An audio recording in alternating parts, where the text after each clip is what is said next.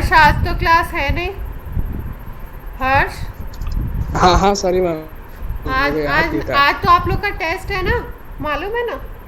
हाँ मैम। हाँ 2 बजे से आपका 7 बजे तक में 1 घंटे के लिए कभी भी आप कर सकते हो, जब भी आपका टाइम हो। हाँ चलो ठीक है मैम। ठीक है। Yes ma'am. Thank you ma'am.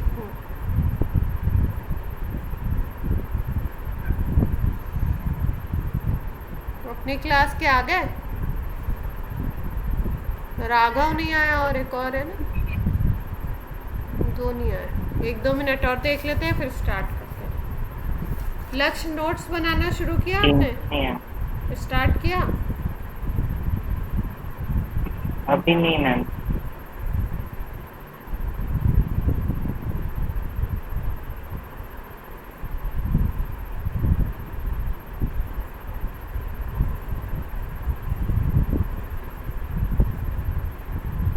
अभी नहीं किया क्यों, स्टार्ट कर दो। एक एक दो दो टॉपिक होते जाएंगे धीरे धीरे। मैं अभी कल वो प्रदीप वाली बुक से आपने कहा था ना, तो उससे मैंने टॉपिक्स पढ़ लिए जो आपने बताए थे। अच्छा पढ़ और के फिर देखा। आज आप पढ़ाएंगे तो आज भी शुरू करेंगे। क्योंकि अपनी लैंग्वेज में नोट्स भी बनाने हैं।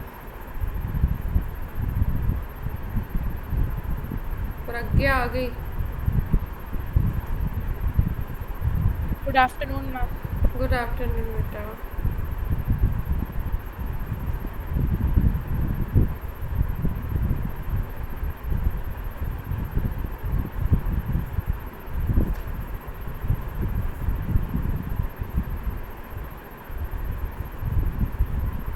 टॉपिक क्लियर हो रहे हैं आप लोग के। Yes ma'am. Yes ma'am. अभी तो ऐसे ही छोटे छोटे से टॉपिक चल रहे हैं जो बेसिक केमिस्ट्री होता है, क्या होती है चीज़ें भी केमिस्ट्री में। स्टार्ट करते हैं।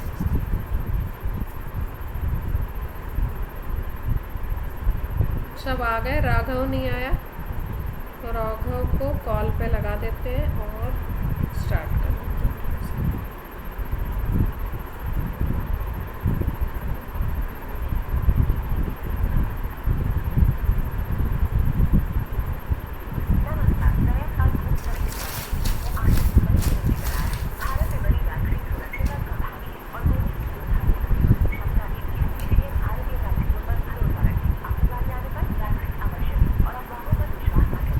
लास्ट क्लास अपनी ख़त्म हुई थी।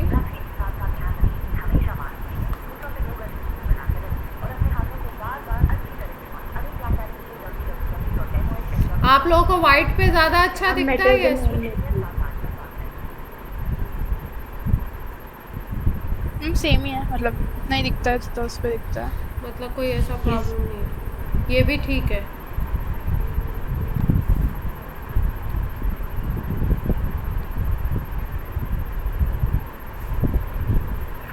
हेलो राघव, क्लास है आपकी?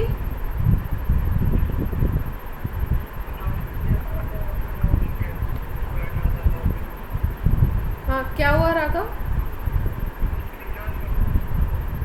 अच्छा एक मिनट।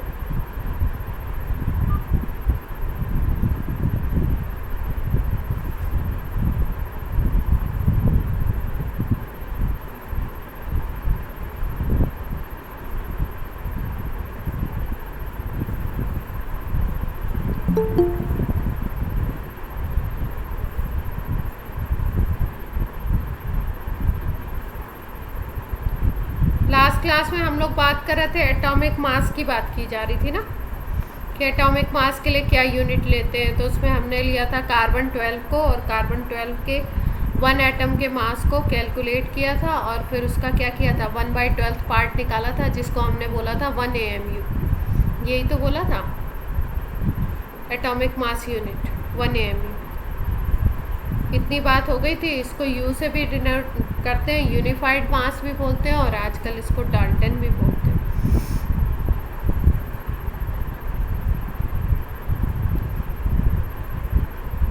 एक और टर्म इसको देते हैं, क्या देते हैं, डाल्टन, DA। इतनी बात क्लियर है सबको? Yes, ma'am. Yes, ma'am. अब ये जो 1 डाल्टन है या 1 AMU है या इसको 1 यूनिफाइड मास बोलते हैं, ये 1 यूनिट की अगर बात करें तो दैट इज़ इक्वल टू 1.66 10⁻⁻24 ग्राम। अगर इसको ग्राम में कन्वर्ट करते हैं हम लोग तो 1 यूनिफाइड मास यूनिट और you can say 1 AMU is equal to 1.66 10⁻⁻24 gram और 1.66 10⁻⁻27 kg।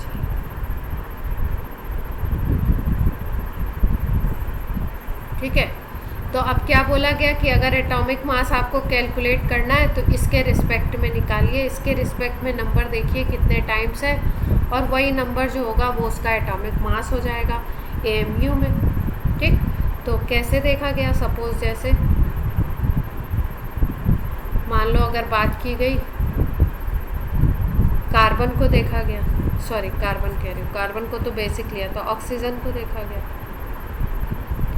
ठीक है, तो ऑक्सीजन को देखा कि कार्बन के एक एटम का मास लिया हमने, उसका 1/12 किया और उसके 1/12 को हमने बोल दिया क्या 1 AMU, और इस 1 AMU से जब कंपेयर किया तो ऑक्सीजन का मास इसका 16 टाइम्स आया। कितने टाइम्स आया ऑक्सीजन का मास, देखा कि इसके 16 टाइम्स आया, तो बोल दिया कि ऑक्सीजन का एटॉमिक मास, हाँ कोई कुछ बोल रहा है बीच में, ऑक्सीजन का एटॉमिक मास है 16 AMU। हाँ बोलिए मैम, कार्बन के एटम के मास से इंटू 1/12 करेंगे ऑक्सीजन के लिए, या ऑक्सीजन के एक एटम के मास से करेंगे? नहीं, ये यूनिट मानी गई, ये तो बेसिक यूनिट मैंने बताई कि ये यूनिट मानी गई। कार्बन को बेस माना गया, कार्बन 12 के 1 एटम का मास कैलकुलेट किया, उसका 1/12 पार्ट निकाला, that is equal to 1 AMU, और इस 1 AMU के कितने टाइम्स किसी भी एटम का मास है उसको बोल दिया इन्होंने उसका एटॉमिक मास। तो जैसे ऑक्सीजन के केस में देखा तो वो 16 टाइम्स आया, तो बोल दिया ऑक्सीजन का एटॉमिक मास हो गया 16 AMU। किसी और के लिए, जैसे कि आपका किसी और के लिए निकाला, फास्फोरस के लिए बोला तो वो 31 टाइम्स आया, तो उसके लिए बोल दिया उसका एटॉमिक मास हो गया 31 AMU।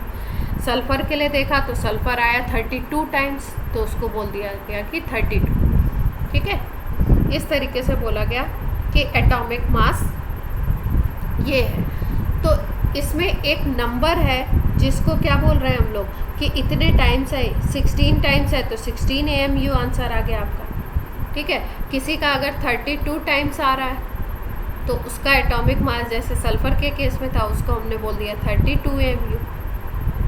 यानी कि 1 AMU के कंपैरिजन में कितने टाइम्स है किसी के एक एटम का मास, उसको उन्होंने बोल दिया AMU में उसका एटॉमिक मास।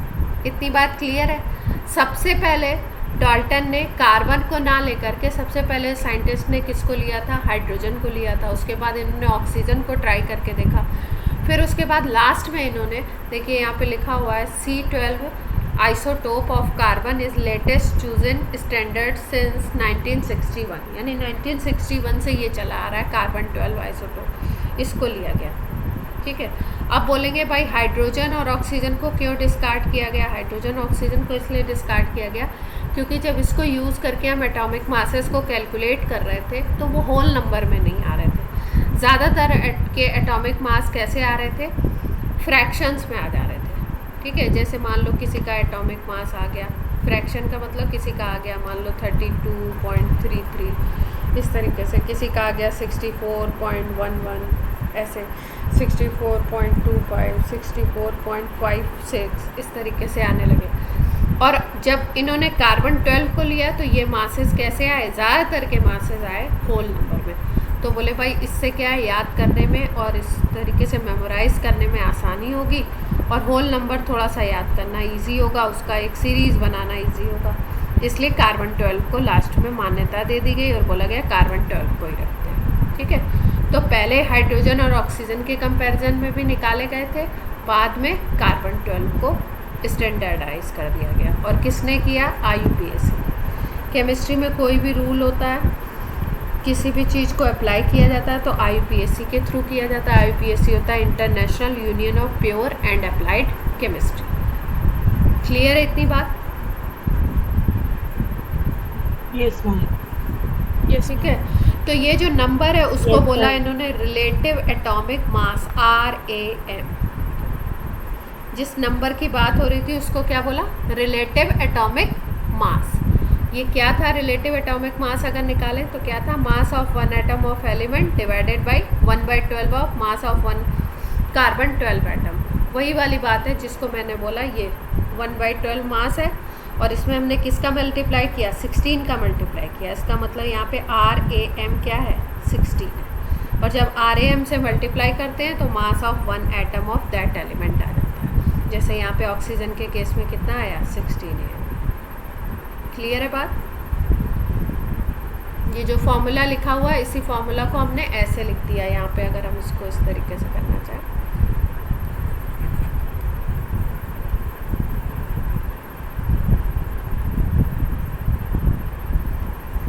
किसी के बैकग्राउंड में कुछ आवाज़ आ रही है? मेरे सिस्टम में आ रही है क्या आप लोगों को? किसी का माइक ऑन है क्या? नहीं मैम, सबके बंद है। सबके माइक बंद है। अब आवाज़ बंद हो गई जस्ट।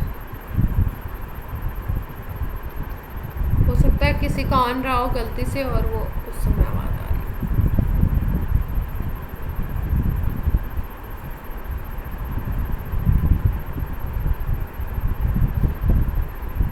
ठीक है, तो इसी बात को हमने कैसे बोला था? 1 AMU multiplied by RAM, that is equal to mass of one atom of that element। ठीक है, तो इसका मतलब क्या हुआ? अगर इसका ऑक्सीजन के लिए अगर हम निकालते हैं तो ऑक्सीजन के लिए अगर 16 AMU आता है तो इसका मतलब क्या है? 1 AMU का कितने टाइम्स है? ये 16 टाइम्स है। तो रिलेटिव एटॉमिक मास अगर ऑक्सीजन के लिए बोलोगी तो क्या होगा? 60। RAM फॉर ऑक्सीजन क्या हो गया? 16 हो गया। और अगर वन एटम का मास या एटॉमिक मास बोलोगे तो उसको हम क्या बोलेंगे? 16 AMU। इतनी बात क्लियर है?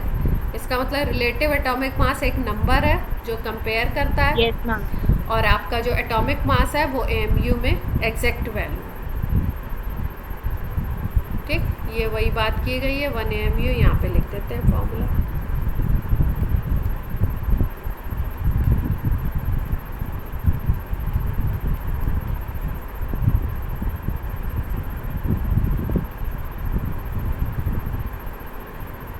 ये 24 था, यहाँ पे आ जाएगा 27 kg में।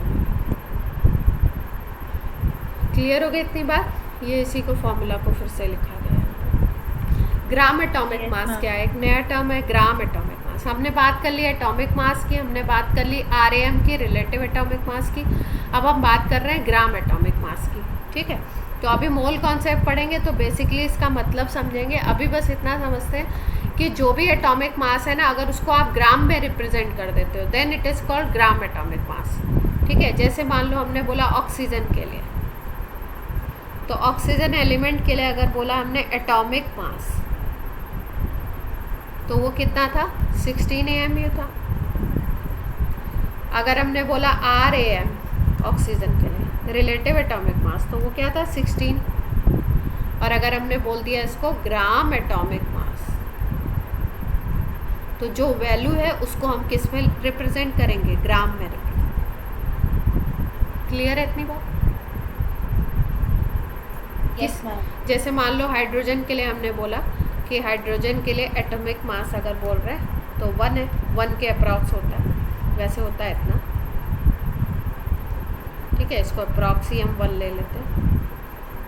ठीक है, 1U है या 1 AMU है। अब इसके लिए RAM क्या हो गया? आरएम तो 1 ही होगा इसके लिए। और अगर इसको ग्राम एटॉमिक मास में लिख दो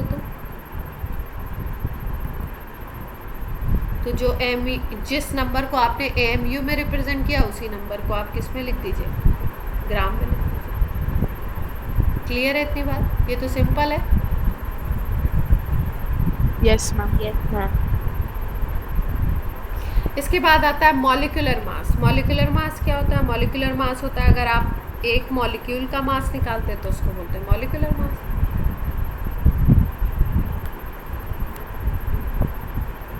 ठीक है, जैसे सपोज आपने बोला वाटर का, ठीक है, वाटर का आपको निकालना है मॉलिक्यूलर मास। तो किसी का भी अगर किसी कंपाउंड के लिए मॉलिक्यूल के लिए होता है मॉलिक्यूलर मास, तो मॉलिक्यूल आपका एलिमेंट का भी हो सकता है और आपका कंपाउंड का भी हो सकता है। तो उसमें करते क्या है, मॉलिक्यूलर मास के कैलकुलेशन के लिए क्या करते हैं, सबके एटॉमिक मासेस को ऐड कर देते हैं। एटॉमिक मासेस को क्या करते हैं, ऐड कर देते हैं। और इसमें क्या करते हैं, इंक्लूड करते हैं नंबर ऑफ एटम।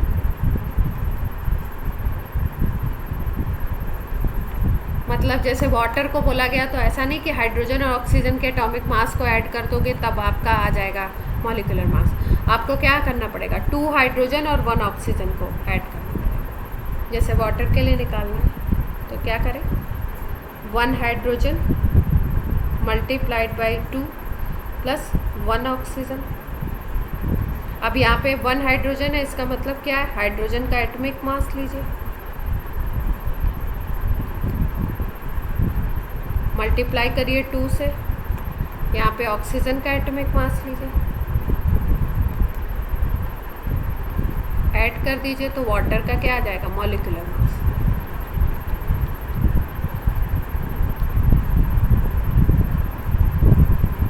ठीक है, हाँ, इसका 1 AMU, ये 2, ये 16 AMU। बोलिए बेटा, बोलते रहिए कुछ। मैम डेफिनेशन में वहाँ आपने लिखा है it is the mass of 1 molecule, हाँ। लेकिन यहाँ पे एटॉमिक मास इंक्लूड कर रहे हो तो वहाँ पे it is the atomic mass of 1 molecule लिखेंगे। नहीं, मास ऑफ 1 मॉलिक्यूल का मतलब है उसके अंदर जितने भी एटम्स हैं उनके मासेस को ऐड कर दो। ठीक है, अगर आप लिखोगे मास ऑफ 1 एटम तो गलत हो जाएगा ना। यहाँ पे तो मॉलिक्यूल है और मॉलिक्यूल कितने से बना हुआ है, आपको यहाँ पे अगर देखो तो 3 एटम्स से। It is the atomic mass of 1 molecule. No no no, molecule के लिए एटॉमिक वर्ड यूज़ नहीं करेंगे। मॉलिक्यूल के लिए मॉलिक्यूलर मास या मास यूज़ करेंगे, सिंपल। ठीक है, एटॉमिक मास आप नहीं यूज़। मैम ग्रुप, मैम वहाँ आपने ऐसे कह सकते हो आप, वहाँ 1 AMU, सुनो, वहाँ 1 AMU is equal to 1.6 into 10⁻24 gram लिखा है, तो हाँ। ऐसे तो 18 इंटू 1.6 ऐसे करके ग्राम में हो जाएगा ना मास एक मॉलिक्यूल का। हाँ, अगर आप 1 मॉलिक्यूल का मास देखोगे तो ये आ जाएगा 10।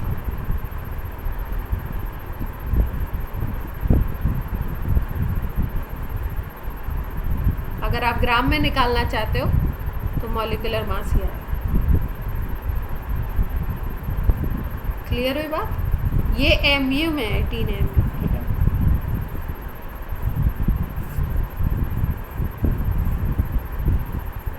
ठीक है,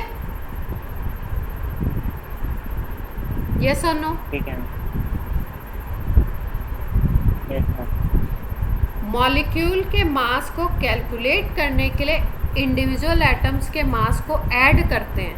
ठीक है, लेकिन डेफिनेशन में हम क्या बोलते हैं, डेफिनेशन में हम बोलते हैं मास ऑफ 1 मॉलिक्यूल। यानी कि हम इसको इस तरीके से भी बोल सकते हैं कि मास ऑफ 1 वाटर मॉलिक्यूल, या हम ऐसा भी बोल सकते हैं mass of 2 hydrogen atom plus mass of 1 oxygen atom, जिसको यहाँ पे हमने लिखा है। क्लियर?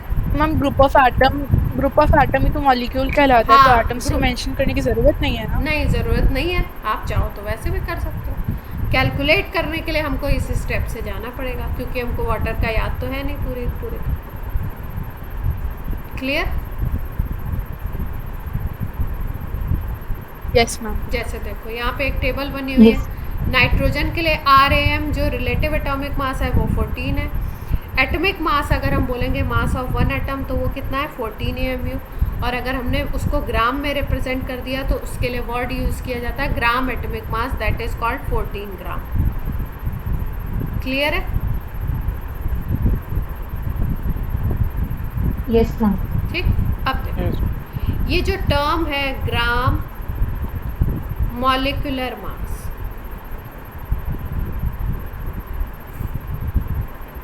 ठीक, इसको हम लोग मोलर मास भी बोलते हैं। क्या बोलते हैं इसको? Molar mass. Gram molecular mass और ये जो हमने मॉलिक्यूलर मास बोला था ये दोनों डिफरेंट है, तभी दो जगह लिखे गए। ठीक है, अब मोलर मास का मतलब समझाती हूँ आपको कि मोलर मास का मतलब क्या है। देखो, जैसे मान लो हमने बोला वाटर की का ही एग्जांपल ले लेते हैं। वाटर के लिए हमने बोला कि मॉलिक्यूलर मास है इसका, अभी कैलकुलेट किया था हमने 18 AMU आया था। ठीक है, यस मैम। अब इसका हमने बोला ग्राम मॉलिक्यूलर मास, तो हमने बोला भाई इसको ग्राम में रिप्रेजेंट कर दो तो ग्राम मॉलिक्यूलर मास हो गया। ठीक है, लेकिन ये जो 18 AMU है it is for one molecule.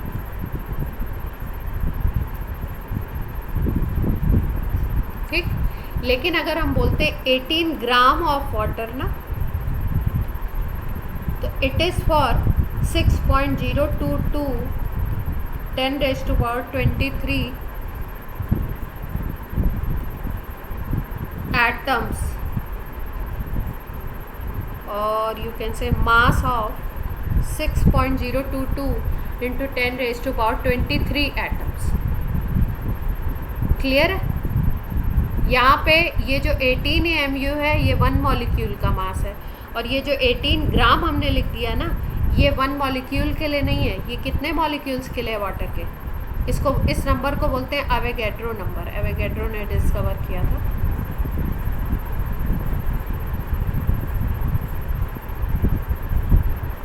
Clear हुई बात? Yes, ma'am. Yes ma'am. एक पॉइंट Yes. नाइट्रोजन के लिए एग्जांपल लेते हैं। RAM बोला हमने इसका 14 है। ठीक है, फिर हमने बोला एटॉमिक मास।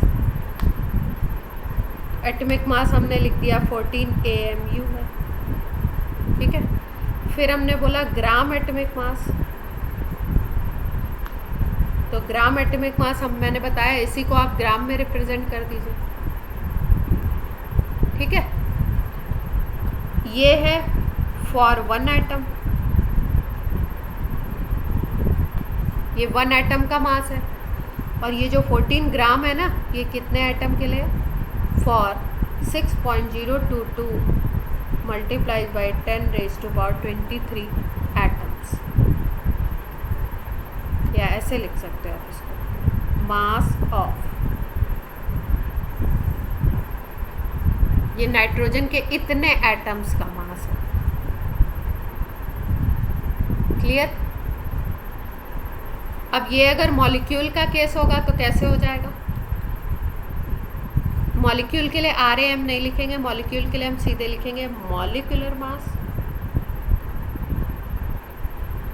या यहाँ पे हम लिखेंगे ग्राम मॉलिक्यूलर मास, और it is also called molar mass. Molecule के केस में मोलर मास भी बोलते हैं। ठीक है, जैसे मान लो हमने लिया, ये तो नाइट्रोजन का लिया था, यहाँ पे हम वाटर का लेंगे, तो मॉलिक्यूलर मास कितना आया था? 18 AMU आया था ना वाटर का, और ग्राम मॉलिक्यूलर मास कितना है? 18 ग्राम। ये 18 AMU किसका है? One molecule mass of one molecule of water.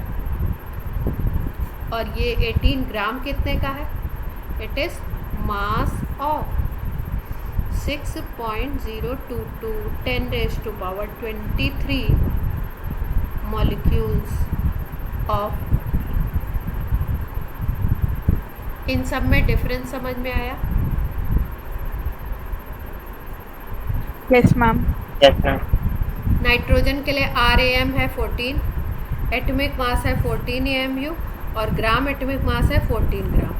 ठीक है, लेकिन कंफ्यूज नहीं होंगे, एटॉमिक मास होता है 1 एटम का मास और ग्राम एटॉमिक मास होता है 6.022 10⁻23 एटम्स का मास। इस नंबर को हम लोग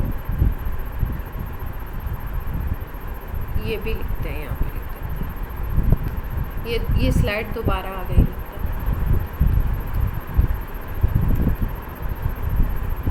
Na से रिप्रेजेंट करते हैं, इसको बोलते हैं एवोगैड्रो नंबर। क्लियर हो गई बात? एवोगैड्रो नंबर होता है। हाँ, एवोगैड्रो नंबर। जैसे हीलियम के लिए देखिए इस टेबल में क्या दिया हुआ है, relative atomic mass is 4, atomic mass is 4 AMU और ग्राम एटॉमिक मास इज 4 ग्राम। ठीक है, तो ये जो 4 AMU है ये हीलियम के एक एटम का मास है और ये जो 4 ग्राम है ये हीलियम के 6.022 मल्टीप्लाइड बाई 10⁻23 एटम्स का मास है। This is clear? Yes, ma'am. है ना? और इसी ग्राम एटॉमिक मास को हम लोग मोलर मास भी कह सकते हैं। यहाँ पे देखो इसमें यही लिखा हुआ, when molecular mass of substance is expressed in grams then it is called gram molecular mass of the substance. It is also defined as mass of 6.022 10⁻23 molecules, or it is also defined as mass of one molecule नहीं, mass of 1 mole molecule, that is called molar mass.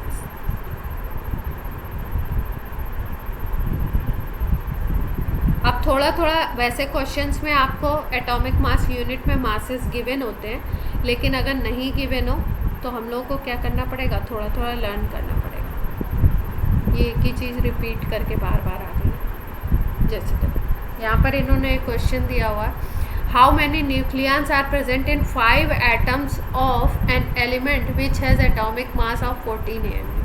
देखो atomic mass कितना दिया हुआ है इसका, 14 AMU दिया हुआ है। ठीक है, और बोल रहे हैं कि इसमें न्यूक्लियंस बताने हैं। 7। न्यूक्लियंस का क्या मतलब होता है, न्यूट्रॉन प्लस प्रोटॉन का नंबर बताना है। ठीक है, और एटॉमिक मास दिया हुआ है 14 AMU। 14 AMU का क्या मतलब है कि उसका जो RAM होगा वो क्या होगा, 14 होगा। इतनी बात क्लियर है सबको? Yes ma'am. ठीक है, और ये जो नंबर होता है ये होता है नंबर इक्वल टू A के बराबर। मास नंबर के बारे में बताया मैंने आपको, और मास नंबर होता है न्यूट्रॉन प्लस प्रोटॉन का नंबर, जिसको हम लोग बोलते हैं न्यूक्लियॉन। क्वेश्चन में यही पूछा गया है कि न्यूक्लियॉन्स का नंबर बताइए, लेकिन किस में पूछा गया, 5 एटम्स में। हमारे पास neutron plus proton is equal to A is equal to RAM is equal to 14 हमें पता चल गया। ठीक है, इसका मतलब neutron plus proton in 1 atom is equal to 14। तो अपने को 5 एटम्स में निकालना है तो निकाल लेंगे।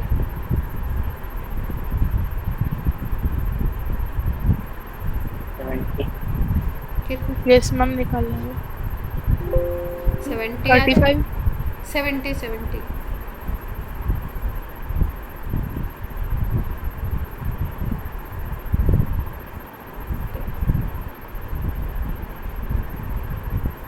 अपने पास आ गया, सॉल्व कर लेते हैं इसको।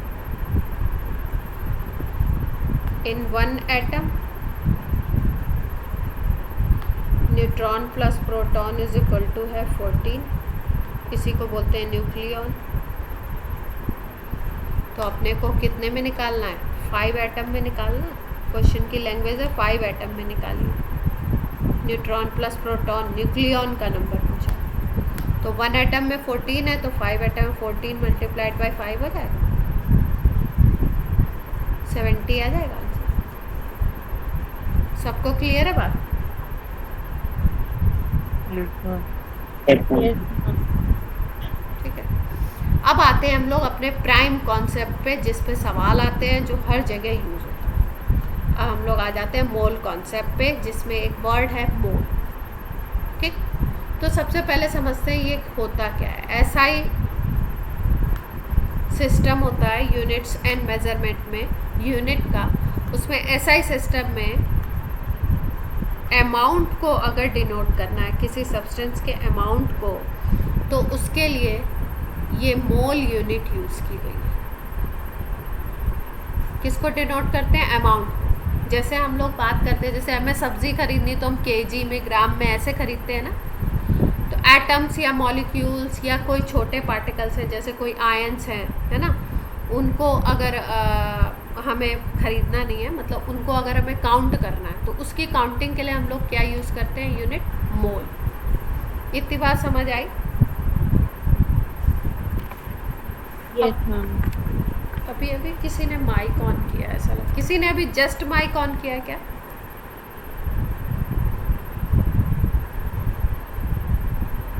No ma'am.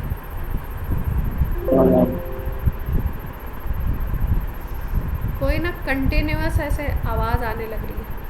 अब फिर आवाज़ बंद हो गई वो, पता नहीं मेरे हेडफोन में कोई प्रॉब्लम है, किसमें, किसी चीज़ में तो हो रही है वो आवाज़ आ रही है, सी सी सी सी सी का। ठीक है, तो अमाउंट ऑफ सब्सटेंस को डिनोट करने के लिए हमने कौन सा यूनिट लिया है? मोल लिया है। जैसे अगर हम लोग बात करें, जैसे आप बोलोगे अब यहाँ पे बनानास क्यों बने हुए हैं, बुक्स क्यों रखी हुई, इसकी बात करें। ठीक है, जैसे हम मार्केट में जाते हैं, बनानास खरीदने जाते हैं, तो कैसे बोलते हैं इनको? इनको डजन्स में बेचते हैं ना। यहाँ पे राजस्थान में तो ये भी केजी में मिलता है, लेकिन यूपी वगैरह में और भी जगहों पे ये कैसे मिलता है? डजन्स में मिलते हैं। तो 1 डज़न अगर हमने बोला कि बनाना है, तो वो कितना बनानास होंगे? 12 बनानास होंगे क्या? Yes ma'am. ठीक है, तो इनके लिए डजन्स यूज़ कर दिया। आपके मान लो 2 डज़न है अगर बनाना, तो हमने क्या बोल देंगे उसको? कितने बनानास है हमारे पास? 24 हो गए। इसी तरीके से हम मल्टीप्लाई करके काउंटिंग कर सकते हैं। अब जैसे ये बुक्स रखी हुई हैं, इनको काउंट करना है तो हम काउंट कर लेंगे 1 2 3 4 5 6 7 8 9 10 बुक्स दिख रही हैं आपको। ठीक है, लेकिन अगर हमें एटम्स और मॉलिक्यूल्स को काउंट करना है, उनके अमाउंट को जानना है, तो वो क्योंकि बहुत ही छोटे हैं साइज़ में, उनका साइज़ बहुत छोटा है, नेकेड आइज से तो हम देख ही नहीं सकते। ठीक है, स्पेशल तरीके के माइक्रोस्कोप होते हैं, उनसे हम देख सकते हैं। अब उनसे हम देखें, बड़ी मुश्किल से देख पाते हैं, और फिर उनसे हम काउंट करें, तो वो बहुत मुश्किल काम होता है। तो इसके लिए ना तो केजी यूज़ करते हैं, ना ग्राम यूज़ करते हैं, ना डज़न यूज़ करते हैं। हम लोग क्या करते हैं? एक यूनिट यूज़ करते हैं जिसको बोलते हैं मोल। ठीक, तो अगर मोल की बात करें, जैसे कि हमने 1 डज़न को 12 नंबर से डिफ़ाइन किया, उसी तरीके से अगर हम मोल की बात करते हैं, तो कोई भी सब्सटेंस ले लेते हो आप। ठीक है, मैम एटम को तो नहीं देख सकते ना माइक्रोस्कोप में? नहीं देख सकते ना। ठीक है, कोई भी सब्सटेंस ले लेते हो, अगर उसका 1 मोल लेते हो आप, कितना अमाउंट लिया आपने? 1 मोल। क्या बोला आपने कि हमने, सपोज हमने ले लिया सिल्वर लिया हुआ है, ठीक है, और सिल्वर का हमने ले लिया 1 मोल। तो अगर किसी भी सब्सटेंस का आप 1 मोल लेते हो ना, तो उसमें होते हैं Na पार्टिकल्स। अब Na मैंने बताया आपको क्या है। Na एवोगैड्रो नंबर 6.022 10⁻23 पार्टिकल्स उसमें होंगे। किसी भी सब्सटेंस के 1 मोल में कितने पार्टिकल्स होंगे? 6.022 10⁻23 पार्टिकल्स। तो क्या मतलब है? जैसे हमने बोला, मान लो सिल्वर है, तो सिल्वर एटॉमिक स्टेट में होगा।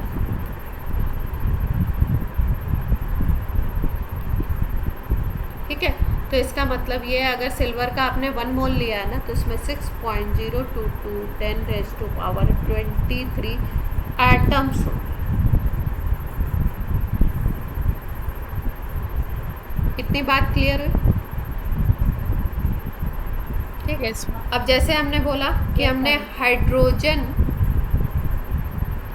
गैस लिया है, तो हाइड्रोजन गैस अगर आप लोगे तो हाइड्रोजन होता है H2 के फॉर्म में, मॉलिक्यूल फॉर्म में।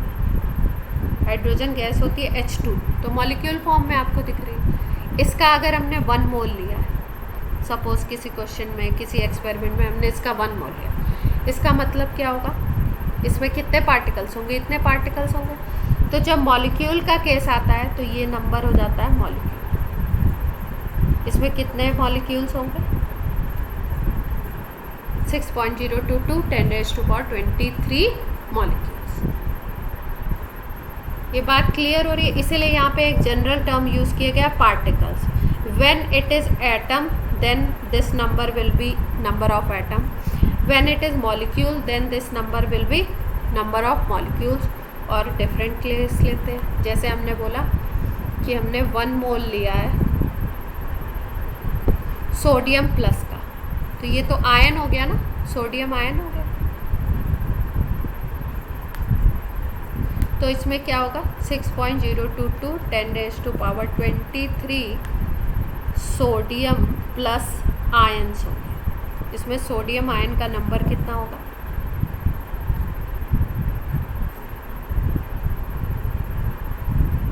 क्लियर है इतनी बात। अब जैसे हमने ले लिया 1 मोल ऑफ Cl-, इसको बोलते हैं क्लोराइड आयन। तो इसमें कितने क्लोराइड आयन्स का नंबर कितना होगा, 6.022 10⁻23 Cl- आयन्स होगा इसमें। इतनी बात क्लियर है या नहीं है? यस यस ठीक है, मतलब क्या है कि अगर किसी भी सब्सटेंस का आप 1 मोल लेते हो तो उसके 1 मोल में नंबर ऑफ पार्टिकल्स होते हैं एवोगैड्रो नंबर के बराबर। एवोगैड्रो नंबर है 6.022 मल्टीप्लाइड बाई 10⁻23। अगर वो आयन लेते हो तो उतने आयन्स हो जाएंगे, अगर वो मॉलिक्यूल लेते हो तो उतने मॉलिक्यूल्स हो जाएंगे, अगर वो एटम लेते हो तो उतने एटम्स हो जाएंगे। ठीक है, जैसे मान लो एक क्वेश्चन है, हमने बोला कि हमने लिया है 3.5 mole of gold atom. Gold किस स्टेट में, एटॉमिक स्टेट में। और इसमें पूछ रहे हैं number of AU atoms. Gold को AU से डिनोट करते हैं, आपको कैलकुलेट करना। ठीक है, तो गोल्ड के कितने मोल लिए हुए, 3.5 मोल लिए हैं, उसमें गोल्ड के एटम्स कैलकुलेट करने हैं आपको। तो आपको एक थंब रूल बता दिया गया है कि अगर 1 मोल है गोल्ड का तो उसमें एटम्स कितने होंगे, एटम्स का नंबर कितना होगा, 6.022 10⁻23। और अपने पास कितने हैं, 3.5 मोल है क्वेश्चन में, तो इसमें निकाल लेंगे। 3.5 into 6.022 into 10⁻23।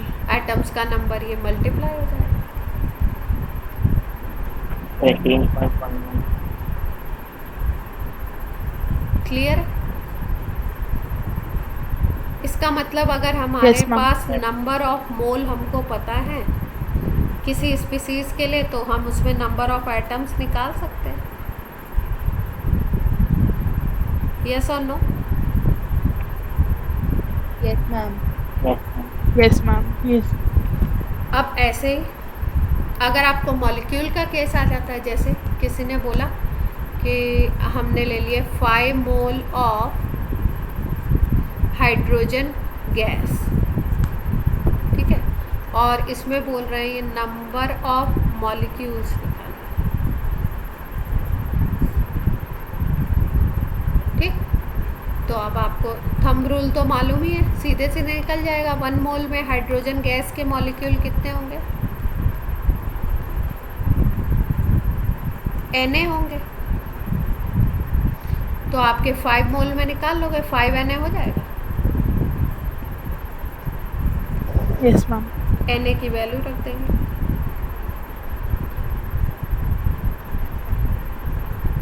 सबको क्लियर है? Yes ma'am. Yes ma'am. ठीक है। यहाँ से रूल क्या आया, यहाँ से रूल आया कि अगर आपको निकालना है नंबर ऑफ मोल तो आप क्या निकाल सकते हो, ऐसे लिख सकते हो total number of particles divided by Na। यही तो कर रहे हो भाई, जब तुम्हें टोटल नंबर ऑफ पार्टिकल्स निकालने हो रहे हैं तो नंबर ऑफ मोल में Na का मल्टीप्लाई ही तो कर रहे हो। यही प्रोसेस तो किया तुमने। Number of mole multiplied by Na is equal to number of particles.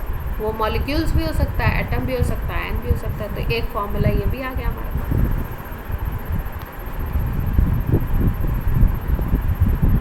अब देखो, अब हमने बात कर ली कि हमारे पास अगर मोल है तो हम एटम निकाल सकते हैं, मॉलिक्यूल निकाल सकते हैं, आयंस निकाल सकते हैं, इन सबसे रिलेशन हमें पता चल गया। ठीक। अब अगर हमें सपोज अमाउंट दिया हो तो हम लोग मोल कैसे कैलकुलेट करें। हमें मोल कैलकुलेट करना है आपकी बात, और हमारे पास अमाउंट है। ठीक है, अमाउंट आपको गिवन है। ठीक, तो कैसे निकालेंगे हम लोग। Na नहीं आएगा यहाँ पे आएगा स्पेशल मास। अब स्पेशल मास क्या क्या लेंगे वो क्वेश्चन क्या है। क्वेश्चन ये है कि आपको क्वेश्चन में अमाउंट गिवन है, ये चीज़ इतने ग्राम है। ठीक, उसके नंबर ऑफ मोल्स कैलकुलेट करने हैं, तो सबके लिए अलग अलग फॉर्मूला होता है।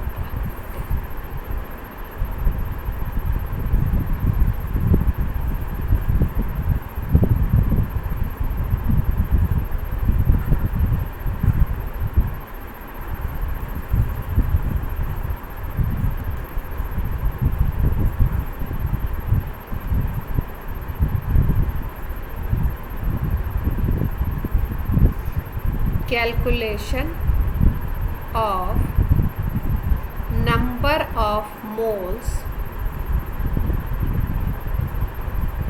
when amount given। जब आपको अमाउंट दिया हो तो आप मोल कैसे कैलकुलेट करोगे। ठीक है, इसके लिए फॉर्मूला क्या क्या लगता है। जैसे मान लो एटम का केस है, किसी एग्जांपल आपको किसका दिया है, एटम का दिया हो, तो आप क्या करोगे। अगर आपको नंबर ऑफ मोल्स को n से डिनोट कर दो, नंबर ऑफ मोल्स निकालने हैं, तो जो मास गिवन होगा ना क्वेश्चन में, गिवन मास बाय एटॉमिक मास कर दो, उस एटम का मास। ठीक है, अगर वो केस है मॉलिक्यूल का तो आप क्या कर दो, नंबर ऑफ मोल निकालने के लिए गिवन मास को हम यहाँ पे Gm लिख देते हैं और यहाँ पे लगा दो मोलर मास। ठीक है, अब हमें मान लो आयंस का केस है, तो आयन है अगर कोई, तो नंबर ऑफ मोल निकालना है, तो given mass divided by atomic mass.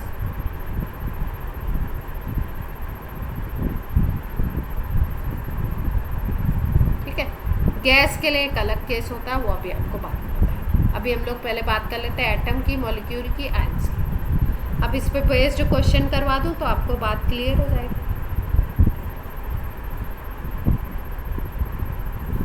ठीक है, जैसे आपको क्वेश्चन दिया हुआ है 9 gram of water is given, calculate number of मोल। 0.5। ठीक है, तो देखो क्या करना है, क्योंकि वाटर क्या है, मॉलिक्यूल है, तो यहाँ पे हमें क्या लेना पड़ेगा, मोल्स निकालने के लिए given mass divided by molar मास। ठीक है, गिवन मास कितना है, 9 ग्राम दिया हुआ है क्वेश्चन में, आप देख पा रहे हो आप। अब मोलर मास कैसे निकालें, वाटर का मॉलिक्यूलर मास निकाल लो। मॉलिक्यूलर मास हमने कैसे निकाला था, हाइड्रोजन का 1 ले लिया, ऑक्सीजन का 16 ले लिया, ये आ गया आपका 18 AMU आ गया। अब इसी मास को अगर हम ग्राम में डिनोट कर देते थे तो हम इसको क्या बोल देते थे? मोलर मास बोलते थे। अभी मोलर मास की डेफिनेशन हमने पढ़ी थी, ग्राम मॉलिक्यूलर मास को हमने क्या बोला था? मोलर मास बोला था। तो ये आ गया 18 ग्राम इसका मोलर मास है।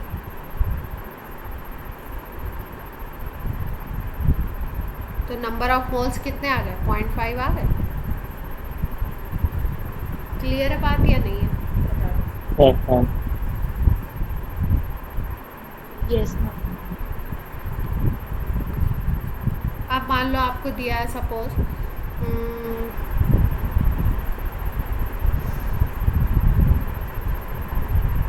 8 ग्राम सल्फर एटम, एटॉमिक स्टेट लिखा हुआ है। 8 ग्राम सल्फर एटम आपको दिया हुआ है। नंबर ऑफ मोल्स निकालना,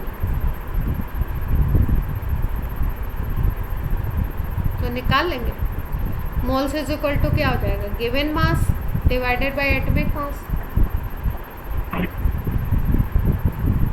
ठीक है, ग्राम एटॉमिक मास ले लो इसमें। इसको 8 ग्राम लिया हुआ, आपको गिवन मास दिया हुआ है, और सल्फर के लिए आपको एटॉमिक मास दिया होगा, ऐसे सल्फर लिखा होगा 32 AMU। 32 AMU को अगर ग्राम में लिखोगे तो 32 ग्राम लिख सकते हो, ग्राम एटॉमिक मास। तो ये कितना आ जाएगा? 1/4। Yes ma'am. क्लियर है बात? इसका मतलब क्या हुआ? इसका मतलब ये हुआ कि अभी तक हम देखो क्या चीज़ें, 2 चीज़ें हमने सीखी। पहली चीज़ हमने सीखी, अगर हमको गिवन हो नंबर ऑफ मोल्स तो हम नंबर ऑफ पार्टिकल्स निकाल सकते हैं। ठीक है, जैसे यहाँ पे 3.5 मोल गोल्ड का दिया हुआ था तो हमने नंबर ऑफ एटम्स निकाले। फिर अगले क्वेश्चन में हमने क्या, 5 मोल हाइड्रोजन गैस दिया हुआ था तो हमने नंबर ऑफ मॉलिक्यूल्स निकाले।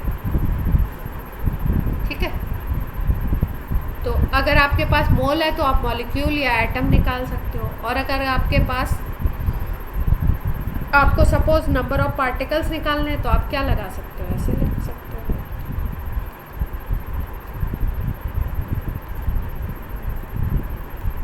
Number of mole multiplied by Na कर सकते हो। बात एक ही है। क्वेश्चन में भाई ये गिवन होगा तो ये पूछेगा, ये गिवन होगा तो ये पूछ सकता है। फिर दूसरा कैलकुलेशन मैंने क्या बताया, अगर आपको मास गिवन हो किसी भी सब्सटेंस का, वो एटम हो सकता है, वो आयन हो सकता है, वो मॉलिक्यूल हो सकता है, वो गैस हो सकता है। अगर एटम दिया हुआ है और उसके लिए मास दिया हुआ है और आपको मोल निकालना है तो given mass divided by atomic mass. अगर मॉलिक्यूल है then given mass divided by molar mass, और अगर आयन है तो given mass divided by atomic mass. Clear?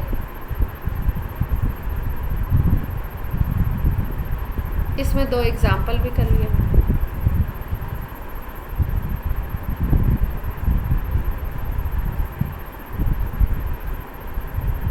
इतनी बात में किसी को कोई भी दिक्कत हो तो पूछ लो, फिर आगे बढ़े।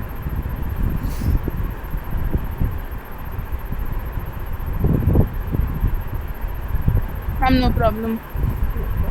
तो अभी तक हमने सीखा नंबर ऑफ पार्टिकल से मोल्स निकाल सकते हैं, या मोल्स गिवन हो तो नंबर ऑफ पार्टिकल निकाल सकते हैं। ठीक है, करना क्या है, अगर आपको मोल्स गिवन है तो नंबर ऑफ पार्टिकल निकालना है तो Na से मल्टीप्लाई कर दो, और अगर नंबर ऑफ पार्टिकल गिवन है ऐसे लिख सकते हैं इसको।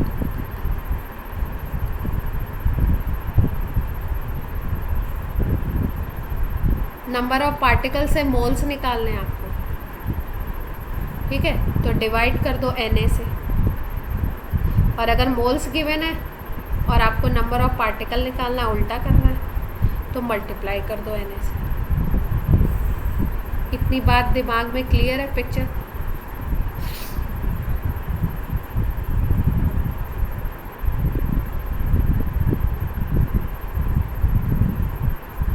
और यही चीज़ हम यहाँ पे भी कर सकते हैं। यहाँ पे तो हमने मोल्स निकाले थे, given mass divided by atomic मास। अब सपोज आपको गिवन मास निकालना हो तो आप मोल्स मल्टीप्लाइड बाय एटॉमिक मास कर सकते हो, उस केस में मोल्स गिवन होगा।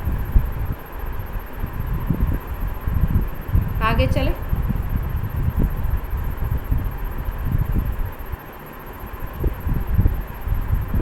अब देखो, हमने निकाल लिया मोल से एटम, मोल से हमने मॉलिक्यूल भी निकाल लिया, मोल से हमने नंबर ऑफ आयंस भी निकाल लिया, ठीक है। मोल से हम गिवन मास भी निकाल सकते हैं। इतनी बातें हो गई हमारी। अब मान लो हमें मोल्स गिवन हो, ठीक है, और हमें निकालने हो नंबर ऑफ एटम्स, ठीक है, और केस हो मॉलिक्यूल का। केस किसका हो? मॉलिक्यूल। अभी हमने आपको क्या सिखाया था? मोल्स आपके गिवन है तो नंबर ऑफ मॉलिक्यूल्स आप निकाल सकते हो, कितने? Na, अगर ये 1 है तो, ठीक है। लेकिन अगर मॉलिक्यूल का केस है तो आपको नंबर ऑफ एटम निकालना मैंने नहीं बताया। अब देखते हैं कैसे निकालेंगे, सीखते हैं। क्वेश्चन क्या दिया हुआ? सिंपल क्वेश्चन लेते हैं। जैसे आपको दिया हुआ है 11 ग्राम CO2 कार्बन डाइऑक्साइड है, इस गिवन, ठीक है। अब इसमें क्या क्या चीज़ें निकालनी है, ये क्वेश्चन समझ में आ गया तो सारे कर लोगे। सबसे पहले आपको पूछ रहे हैं नंबर ऑफ मोल्स निकालिए। दूसरा क्वेश्चन है नंबर ऑफ मॉलिक्यूल्स निकालिए। तीसरा क्वेश्चन है नंबर ऑफ कार्बन एटम निकालिए। फोर्थ क्वेश्चन है नंबर ऑफ ऑक्सीजन एटम निकालिए। और फिफ्थ क्वेश्चन है टोटल नंबर ऑफ एटम निकालिए।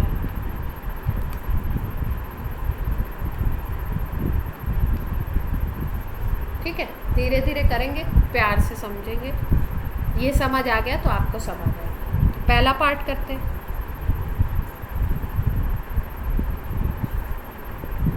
पहले पार्ट में क्या निकालना है हमको? मोल निकालना है। तो अभी अभी मैंने आपको बताया था कि अगर केस हो मॉलिक्यूल का, CO2 तो मॉलिक्यूल है ना, तो मॉलिक्यूल के लिए, मोल के लिए हम लोग क्या करते थे? Given mass divided by molar मास, यही तो करते हैं। यस और नो? सब लोग सुन पा रहे हैं मुझे?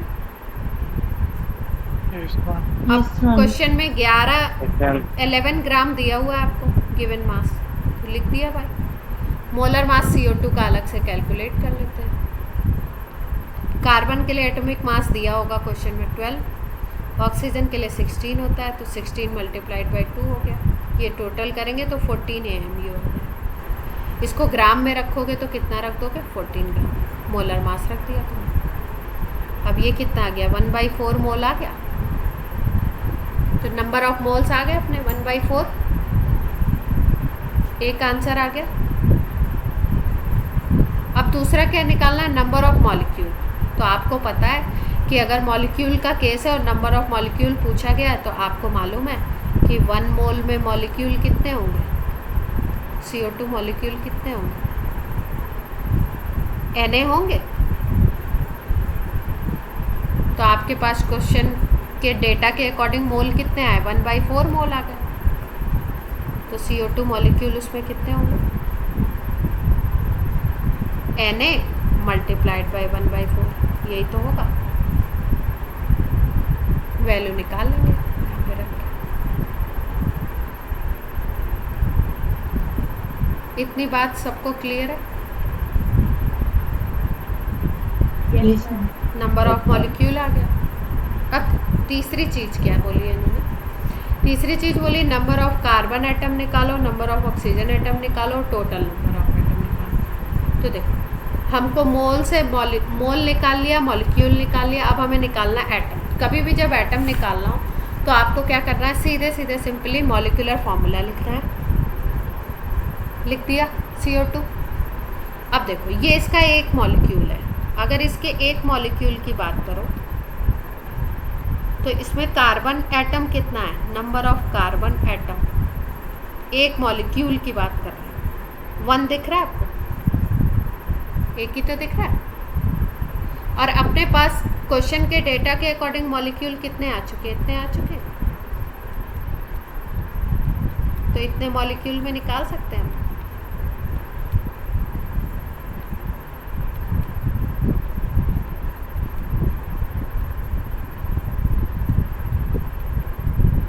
कितना आ जाएगा, 1 मल्टीप्लाइड बाय दिस नंबर,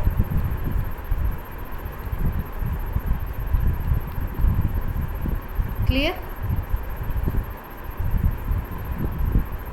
तो नंबर ऑफ कार्बन एटम कितने आ गए, जितने मॉलिक्यूल थे उतने ही आ गए नंबर ऑफ कार्बन एटम के। यस और नो। yes ma'am. अब हमें चौथा पार्ट निकालना है, नंबर ऑफ ऑक्सीजन एटम। तो 1 मॉलिक्यूल में ऑक्सीजन देखो कितने, 2 दिख रहे हैं आपको। इन 1 मॉलिक्यूल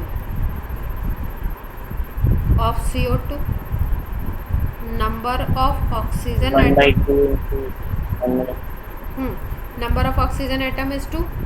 तो अपने पास मॉलिक्यूल कितने हैं, इतने हैं, इसने में निकाल।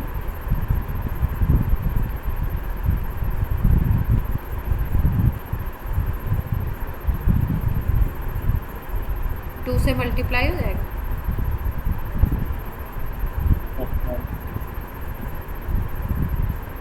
सबको क्लियर है।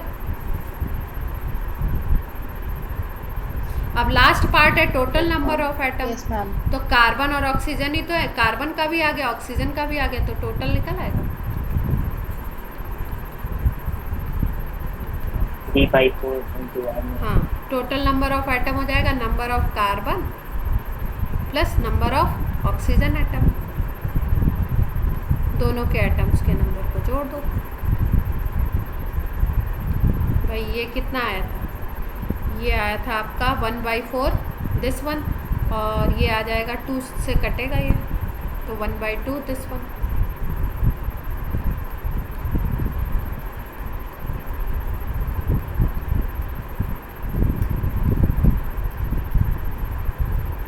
तो 3/4 आ जाएगा ना,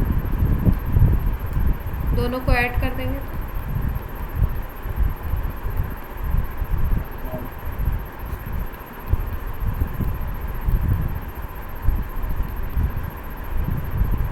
अब इसमें किसी को कोई डाउट हो तो पूछ लो।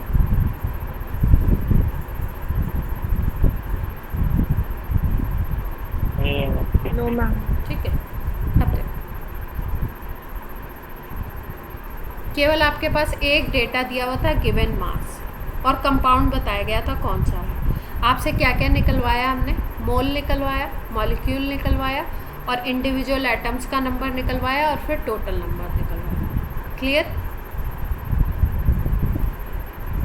अब प्रोसेस देख लो, अगर रिवर्स करना हो तो क्या क्या कर सकते हो। मान लो रिवर्स करना, क्या था आपके पास, GM था, GM से गिवन मास था, गिवन मास से हमने क्या निकाला, मोल। मोल कैसे निकाला, मोलर मास से डिवाइड किया तभी तो निकला मोल। यस और no.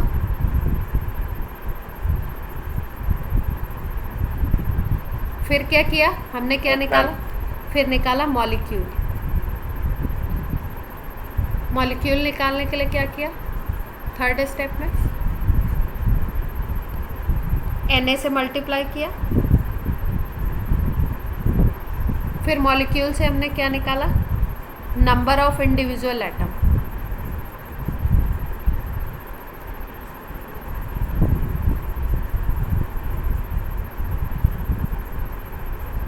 Number of individual elements atom. ठीक है, तो इसमें क्या किया, एटॉमिसिटी से मल्टीप्लाई किया, atomicity of that element. Atomicity क्या होती है अगर बात करो तो? एटॉमिसिटी होती है नंबर ऑफ एटम। बेसिकली ये गैस के लिए देखते हैं हम लोग, number of atom in one molecule. ठीक है, जैसे CO2 लिखा हुआ है तो कार्बन के टर्म्स में अगर एटॉमिसिटी बोलोगे तो इसके वन मॉलिक्यूल में कार्बन कितना है, 1 ही तो है। तो इन टर्म्स ऑफ कार्बन क्या हो गया एटॉमिसिटी, 1। और अगर इन टर्म्स ऑफ ऑक्सीजन बोलो तो क्या हो जाएगा, 2 हो जाएगा एटॉमिसिटी। मैम हाँ मैम राघव बोल रहे हैं he has to give a test of solution करके कुछ। अच्छा, देना चाहता है राघव, आप टेस्ट देना चाहते हो तो दे दो, जाओ। यस ठीक है, दे। आप थोड़ी देर बाद भी दे सकते हो राघव, आपको ओके मैम। प्रोसेस समझ आ गया है ना, टेस्ट कैसे। Yes ma'am. हाँ, तो उसका आपका टाइम जो ड्यूरेशन है वो 2 to 7 है। ठीक है, तो अभी 5-10 मिनट में अपनी क्लास ख़त्म हो जाएगी, उसके बाद दे देना। ठीक है, ओके तो आपके बात समझ आई। गिवन मास से मोल निकाला, मोल से मॉलिक्यूल निकाला और मॉलिक्यूल से एटॉमिसिटी निकालनी है। जिसका भी नंबर ऑफ एटम निकालना है उसका एटॉमिसिटी देख लो, फॉर्मूला लिखो, एटॉमिसिटी देखो, उस एटॉमिसिटी से मल्टीप्लाई कर दो। क्लियर? यस और नो? Yes ma'am. अब देखो, अगर इस प्रोसेस का रिवर्स करना है, मतलब किसी क्वेश्चन में सपोज आपको नंबर ऑफ एटम दिए हुए हैं किसी के, ठीक, तो नंबर ऑफ एटम अगर दिए हैं और आपको मॉलिक्यूल निकालना है, फिर मोल निकालना है, फिर GM निकालना है, तो क्या करें, नंबर ऑफ एटम आपको गिवन है तो यहाँ पे मल्टीप्लाई किया है ना, मॉलिक्यूल निकालना है तो रिवर्स कर दो, एटम में क्या करो, एटॉमिसिटी से डिवाइड कर दो तो आपको मॉलिक्यूल आ जाएगा। अब मोल से मॉलिक्यूल के लिए हम Na से मल्टीप्लाई करते थे, अब मॉलिक्यूल से मोल निकालना है तो हम क्या करते हैं, Na से डिवाइड करते हैं। फिर मोल से GM से मोल के लिए हम मोलर मास से डिवाइड कर देते, तो अगर मोल से आपको GM निकालना है, उल्टा जाना है तो मल्टीप्लाई कर दो। मतलब जो स्टेप आपने डिवाइड किया है वो मल्टीप्लाई, जो मल्टीप्लाई है वो डिवाइड। क्लियर?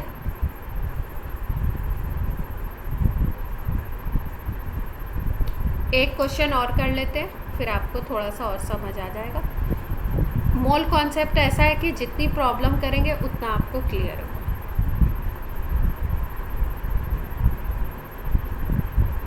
मैम DPP मिलेगी क्या? क्या मिलेगी? DPP। DPP, हाँ DPP भेज दूँगी मोल कॉन्सेप्ट की, लेकिन अभी पूरा हुआ नहीं है ना, तो अभी भेज दूँगी ना, तो आप आधे क्वेश्चन कर पाओगे, आधे में अटकोगे। थोड़ा सा और हो जाए फिर मैं भेज दूँगी, भेजनी तो है। सब लोग क्लास में हैं? Yes ma'am. ठीक, यस मैम। देख 200 ग्राम कैल्शियम कार्बोनेट दिया,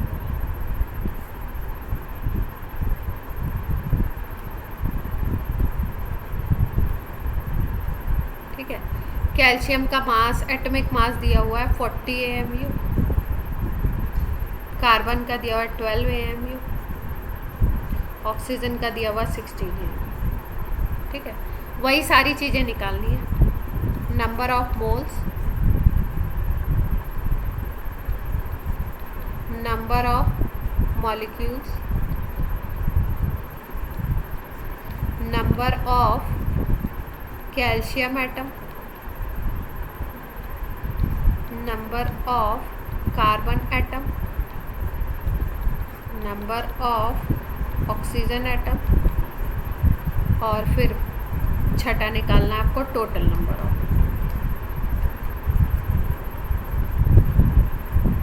ठीक है, आपके पास क्या दिया है, गिवन मास दिया। तो ऐसे क्वेश्चन में सबसे पहले मोलर मास कैलकुलेट करो, क्योंकि मोल्स के लिए हमें क्या करना पड़ेगा, GM/mm करना पड़ेगा। पहला पार्ट कर रहे हैं हम लोग, क्या निकालना है, मोल्स निकालना है। तो क्या करें, given mass by molar mass. Given mass question में कितना दिया है, 200 ग्राम। मोलर मास निकाल लेते हैं। कैल्शियम कार्बोनेट का निकालें। कैल्शियम के लिए दिया हुआ है 40 क्वेश्चन में, कार्बन के लिए दिया हुआ है 12, ऑक्सीजन के लिए दिया है 60। तो ये टोटल मिला के हो जाएगा 100। इसको अगर मोलर मास लिखोगे आप तो ग्राम में लिख दोगे तो कितना आ जाएगा? 100 ग्राम आ जाएगा। यस और no?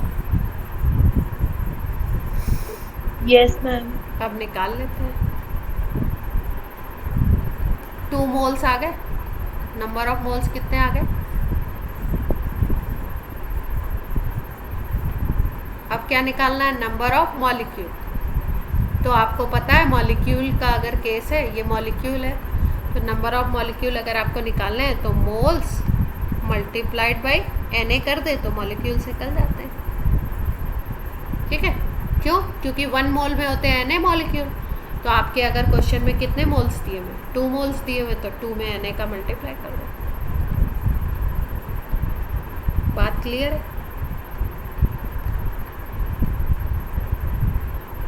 Yes ma'am.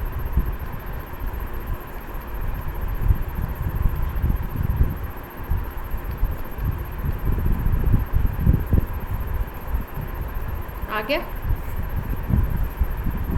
Number of molecule. अब क्या निकालना है? एटम निकालना है। एटम के लिए क्या बताया मैंने?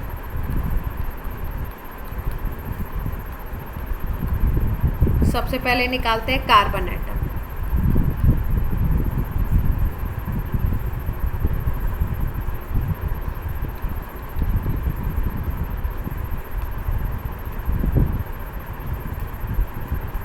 तो क्या बताया? कभी भी आपको मॉलिक्यूल पता हो और एटम निकालना हो तो करते क्या है? पहले फॉर्मूला लिखते हैं। लिख दिया। फॉर्मूला में आपको मॉलिक्यूलर फॉर्मूला में 1 मॉलिक्यूल में कैल्शियम कितने दिख रहे हैं?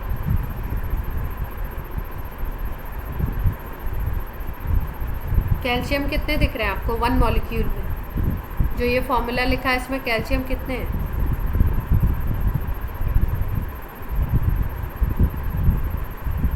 आवाज़ सुन पा रहे हैं आप लोग?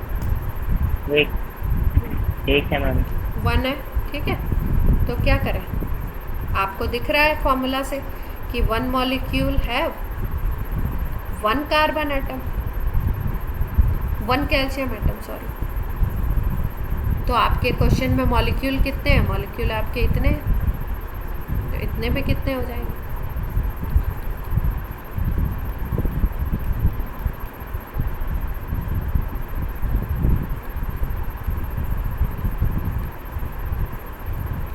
कैल्शियम कितने हो जाएंगे? मल्टीप्लाई हो जाएगा।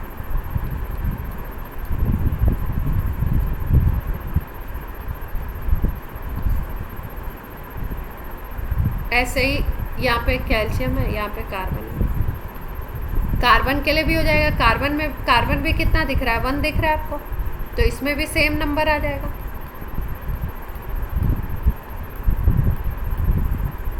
अब ऑक्सीजन को देखो तो ऑक्सीजन 1 मॉलिक्यूल में कितना दिख रहा है आपको? 3 ऑक्सीजन एटम दिख रहा है ना? यस और no? Yes ma'am.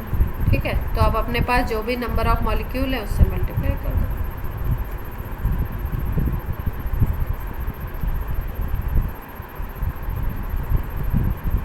Three multiplied by this.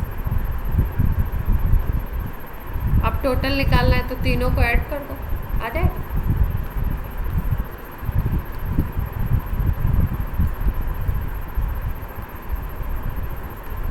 तीनों को ऐड कर दो। Number of calcium, number of carbon atom, number of oxygen atom add कर लेंगे।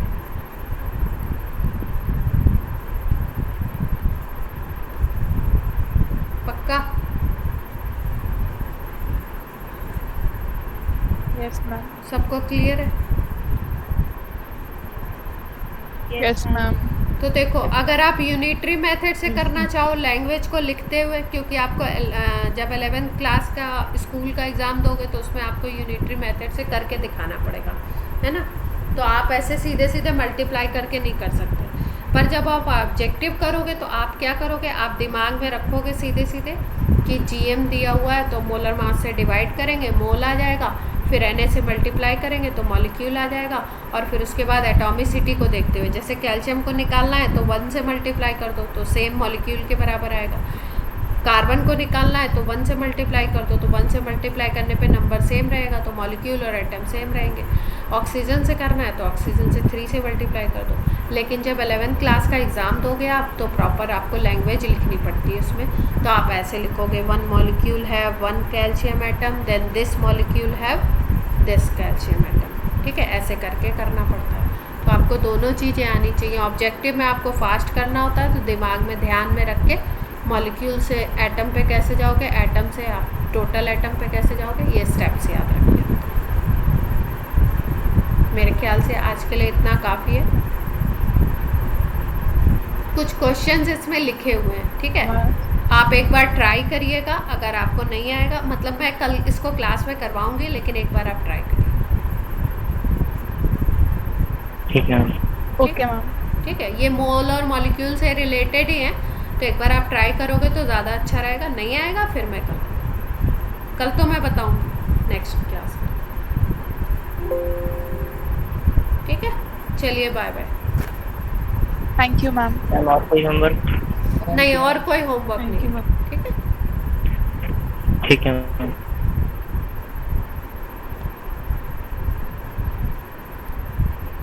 मैम आप इसके नोट्स भेजोगे?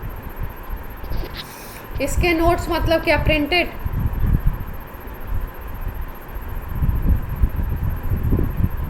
मोल कॉन्सेप्ट के? Yes ma'am. हाँ, प्रिंटेड तो इसमें ज़रूरत नहीं है, मतलब जितना कॉन्सेप्चुअल एलेबरेट करके मैं लिख सकती हूँ ना, उतना आपको एलेबरेट करके लिख दे रही हूँ, ठीक है। लेकिन अगर आप फिर भी कहोगे तो मैं भेज दूँगी, ठीक है। इस कॉन्सेप्ट में क्या होता है कि आपको थ्योरी समझ में आ गई, कॉन्सेप्ट समझ में आ गया। हाँ बेटा, आप ये मैम इसके बस एनसीईआरटी से पढ़ के उसमें से हाँ, आप वगैरह है वो बस एनसीईआरटी notes में लिखनी है। एनसीईआरटी से आपको पढ़ना है।